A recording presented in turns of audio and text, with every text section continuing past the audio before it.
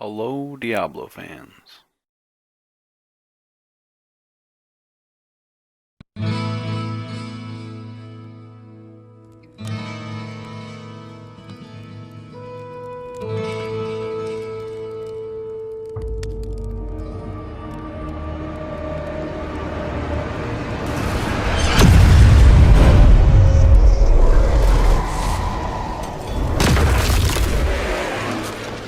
The commander of the dead and manipulator of life and death. The Necromancer is known for reanimation and strong dark magic. You'll be using one hand and two hand sides with an offhand item or a shield. For our first ability, it's the Necromancer's version of the ultimate. This ability enhances basic attacks with a series of skulls that seek out enemies and deal damage, also increases movement speed.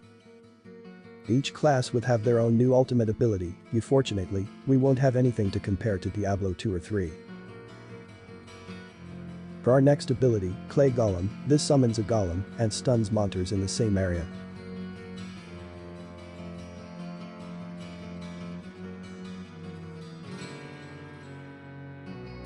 For this ability, thankfully they're moving closer to the Diablo 2's version with a short cooldown, but nothing else to compare just yet. This may or not have a timer on the golem itself.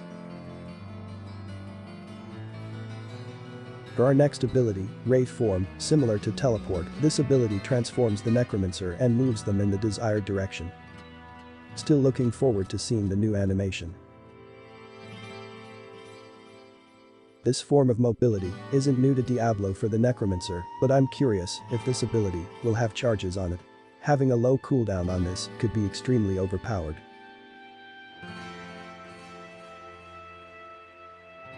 Our next ability, Corpse Lance, produces projectiles from corpses like spears, throwing them into the target.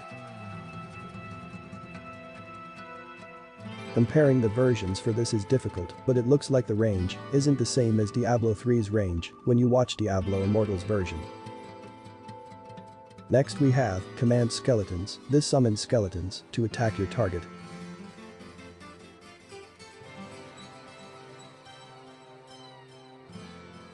There aren't very many differences in the versions, however, I think I prefer the version for Diablo 3 because it summons every 2 seconds instead of just when you attack. I'm also curious if these skeletons have a timer. Next we have Bone Armor. This ability covers the Necromancer in an armor of bone, preventing damage.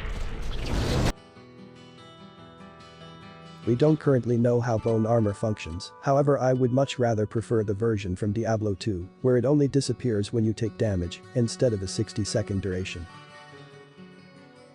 Now on to Skeletal Spikes.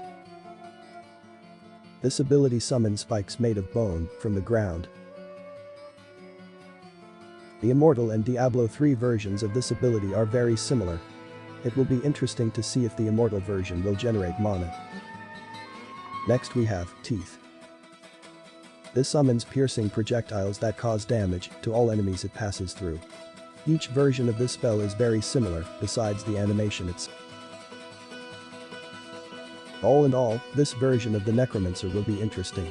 The abilities definitely favor the style of Diablo 3 more, but seem to have a mix of animations. P.S. I didn't forget about the female version they released.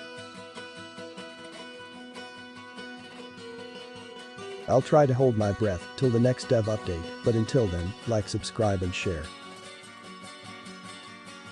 Until next time.